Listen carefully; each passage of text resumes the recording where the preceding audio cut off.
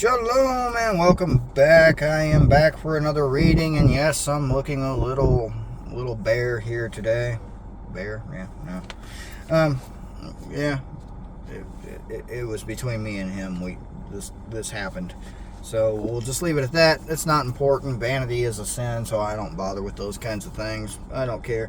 I have figured out why most of the YouTubers, though, most of the ones I follow at least, have all these big bushy beards. It's because when they do this, they got this hanging here, and they don't want that, so they put the big beard there and they hide it. Yeah, probably, right? Right? Maybe. Anyway, we are in Exodus 37 today. 37. I might make it to 38. We'll see. This is the construction of the Ark of the Covenant and the slaughter place and the tent of appointment and the tabernacle. Basically, the construction of all of this. Interesting here in my book is actually all of this depicted, and I just lost my place, so I'll have to do it again. So they are building all of these things today. Well, not today, but they are building it in the book. And here's the slaughter place, the ark, all of this. All the things they constructed are depicted here in the back of the scriptures. I really like that. This isn't my normal scriptures. I really do have a bigger one that I read from most of the time. But, yeah, they all have the same thing. This is a smaller copy. They have a lot of copies of this, bigger ones, smaller ones. They have ones that are made fancier and all this other stuff that I didn't need. Now I got to go figure out where my chapter was because I completely lost it. What did I say we were in? Do you remember? Because I don't. No, I really do. It was 37, right? 37? Yes, 37. Found it. On this little copy, the smaller copy, I'm going to be on page 98. The bigger copy, I think, is actually different because it's a larger print copy, and that's the one I like better because it's easier for me to see it without these and with these, and it helps. And I'm getting a new hat. This one's all dirty. Yeah, I took the batteries out. Well, I didn't take them out. The battery pack's over here. I swatted the bug with it. Battery pack lid, everything went flying. I got to fix that. This hat's very dirty, though. Distractions. Distractions. I find it every time I'm trying to read my book, something or someone tries to distract me. And I'm parked in a random place, so if you're seeing things behind me, don't ask, because I don't know. Alright, I'm going to shut up and start reading. Exodus 37, Shemoth, maybe? Shemoth. How do you say that? Shemoth. And Betzalel made the ark of acacia wood, 2.5 cubits long, and 1.5 cubits wide, and 1.5 cubits high. And he overlaid it with clean gold inside and outside, and made a molding of gold all around it. And he cast 4 rings of gold for it, and for 4 feet, 2 rings on one side, and 2 rings on the other side. For its 4 feet. Okay. And he made poles of acacia wood and overlaid them with gold. And he put the poles into rings at the side of the ark to lift the ark. And he made a lid of atonement of clean gold, 2.5 cubits long and 1.5 cubits wide. And he made 2 cherubim of beaten gold. He made them from the 2 ends of the lid. He made them from the 2 ends of the lid of atonement. 1 cherubim at one end on this side, and another at the other end on that side. There's not a picture here, and it's saying this side and that side. Anyway, verse 8. He made the cherubim from the lid of atonement from the 2 ends, and the cherubim spread out their wings above and covered the lid of atonement with their wings, with their faces toward each other. The faces of the cherubim were turned toward the lid of atonement. It repeats a lot of things. And he made the table of acacia wood, 2 cubits long and 1 cubit wide and 1.5 cubits high. And he overlaid it with clean gold and made a molding of gold all around it. And he made a rim of hand breadth all around it. Of hand breadth. I don't have a clue what that is. all around it, and made a molding of gold for the rim all around it. And he cast 4 rings of gold for it, and put the rings on the 4 corners that were at its 4 legs. The rings were next to the rim as holders for the poles to lift the table. He made the poles of acacia wood to lift the table, and overlaid them with gold. And he made the utensils which were on the table, its dishes, its cups, its clean bowls, its jars for pouring of clean gold. And he made the lampstand of clean gold, and he made the lampstand of beaten work, its base, its shafts, its cups, its ornamental knobs, its blossoms were from it.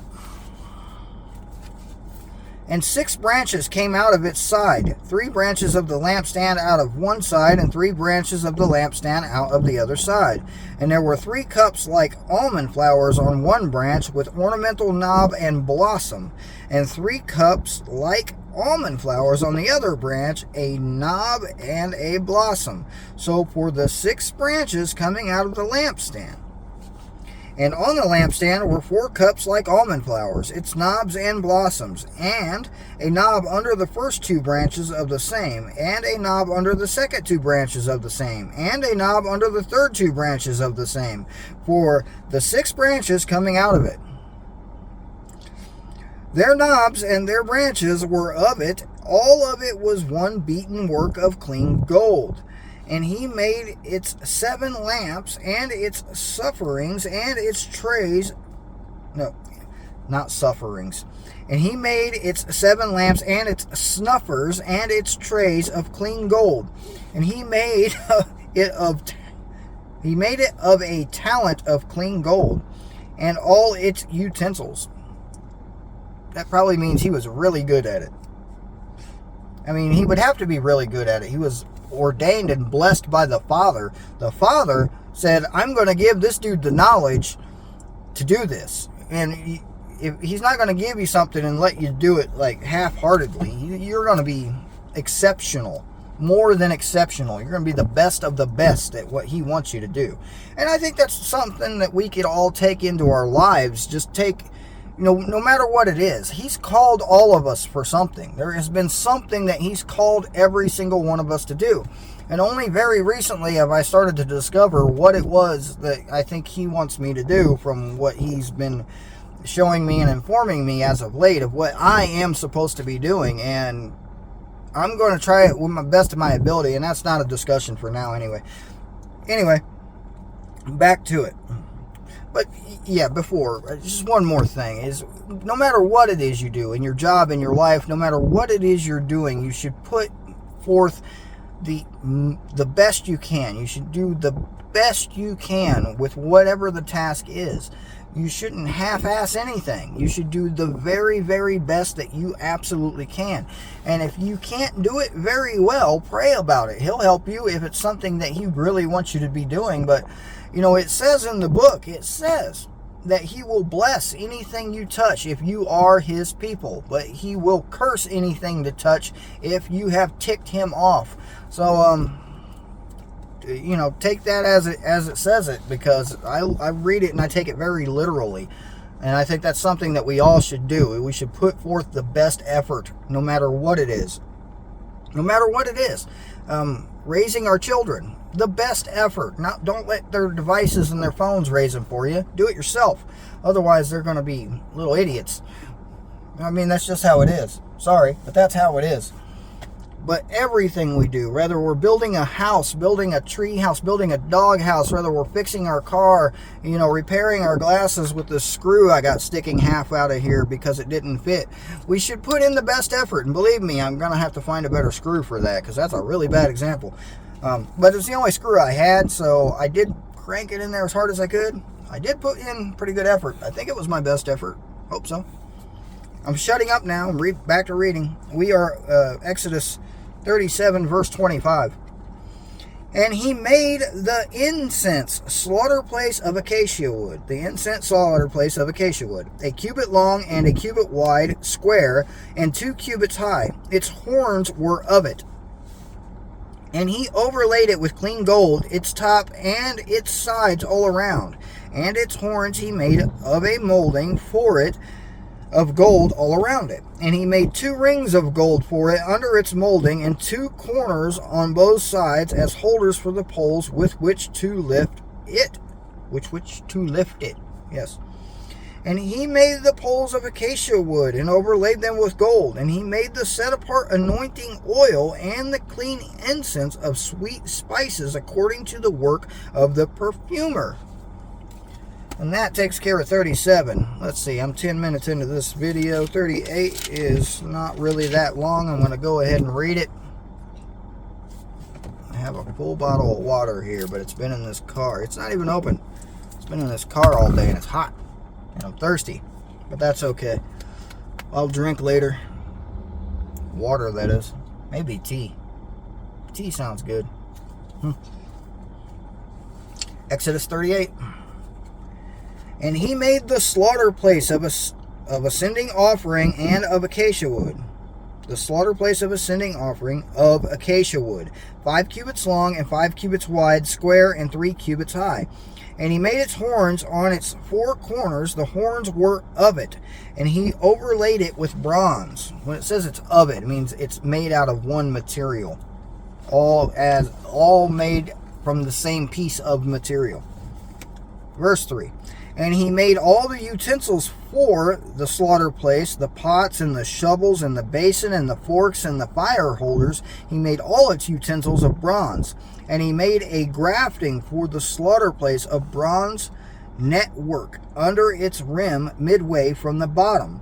And he cast 4 rings for the 4 corners of bronze grating, as holders for the poles. And he made the poles of acacia wood and overlaid them with bronze. And he put the poles into the rings on the sides of the slaughter place with which to lift it. He made the slaughter place hollow with boards. He made the basin of bronze and its stand of bronze from the bronze mirrors of the serving women who did service at the door of the tent of appointment. And he made the courtyard for the south side. The screens of the courtyard were of fine woven linen, 100 cubits long. There are 20 columns and there are 20 sockets of bronze. The hooks of columns and their braids were silver. And for the north side, the screens were 100 cubits long. There are 20 columns and there are 20 sockets of bronze. The hooks of the columns and the braids were of silver. And for the west side, there were screens of 50 cubits. There are 10 columns, there are 10 sockets. The hooks of columns and their braids were of silver. And for the east side, eastward, 50 cubits, 15 cubits of screens on the one side with their 3 columns and their 3 sockets.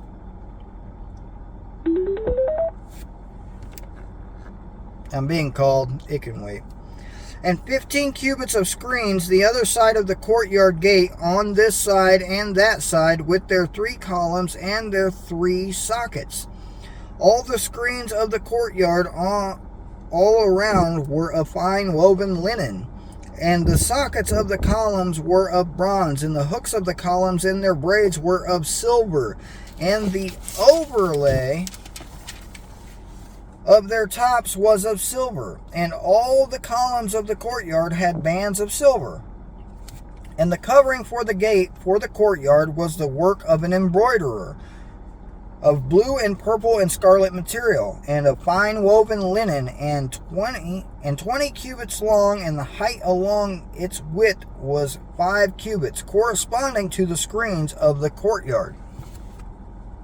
And the columns were 4, and their sockets of bronze were 4, their hooks of silver, and the overlay of their tops and their braids was of silver. Bands, not braids. 20. And all the pegs of the dwelling place and the courtyard all around were of bronze. And, man, all this bronze and silver and courtyards and rings, and yeah, it's making my mouth dry. Verse 21. These were the appointments of the dwelling place of the witness, which was appointed by the mouth of Mosheh for the service of the Levites by the hand of Ithamar, son of Aaron the priest. And Bezalel, son of Uri, son of Hur, of the tribe of Yehudah, made all that Yahweh had commanded Mosheh. And with him Oholib, son of Ashamak, of the tribe of Dan, an engraver and designer and embroiderer in blue and purple and scarlet material and in fine linen, all the gold prepared for the work in all the work of the set apart place, and it was gold of the wave offering. Came to be 29 talents and 730 shekels according to the shekel of the set apart place. That's a lot of gold. And the silver from ones counted of the congregation was 100 talents and 1,775 shekels according to the shekel of the set apart place. A bekah, half a shekel for a head, according to the shekel of the set apart place, for everyone passing over those counted from 20 years old and above, for 603,550 men. I hear a lawnmower. And the 100 talents of silver were for casting the sockets of the set apart place and the bases of the veil. 100 sockets from the 100 talents, a talent for each socket. And of the 1,775 shekels, he made hooks for the columns and overlaid their tops, and he made bands for them. Bands, yes. And the bronze of the wave offering was 70 talents and 2,400 shekels.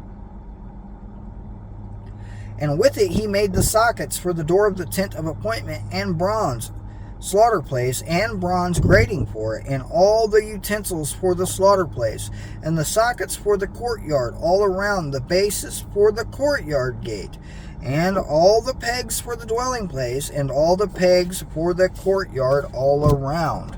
And that concludes 38 of Exodus. I'm going to go ahead and stop there. I try to keep these videos around 20 minutes. Sometimes they run a little longer. I encourage you, find fellowship. That's what I've been doing as of late. I've been looking for fellowship. Festivals are coming up here at the end of the month of September 26th or 27th, right in there. I have to look at the calendar to be sure on the dates. Is Yom Teruah, the Feast of Trumpets. Through his grace and his favor, I was able to acquire a shofar. I've never had a shofar. I never thought I needed one. He thought I needed one. I now have one. I prayed about it a lot. I was like, do I need this? If I need this, can you help get it? Because I can't afford it. If you've looked at these things, they can get up there in price. And yeah, he provided. He really did. He's like, here you go. Make sure you get this one. I got that one. I've been practicing with and blowing on this thing. It's not as easy as it looks, but it's not as hard as you would think. So, yeah. This looks weird to me, doesn't it? I'm going to let it grow all back out, but yeah, it looks weird. And next I'm going to shave all this. I'm just going to shave it off. Maybe. I don't know. This hat stinks. It smells like sweat. I really got to get it cleaned. But these battery-operated hats, you can't just throw them in a washer, so I got to hand wash it. So, yeah. Anyway, I am going back to what I was doing today. This is going to be my Shabbat reading for Sabbath. It will come out on Saturday morning. That's probably when you're going to see it. And yeah, I'm thinking of doing some Shabbat live streaming and just trying to fellowship through the internet, because that's really what I have for right now for fellowship, because I'm not a social person. I've never really been a social person, and that's something he's working on with me. And yeah, it's something that's it's hard for me. It really is, because I don't trust people. I never have, and I don't know. I don't trust people on YouTube either, I can tell you that. My family refused to be on camera. We know why, don't we? Alright, this has been James. Shabbat Shalom, everyone. See you next time.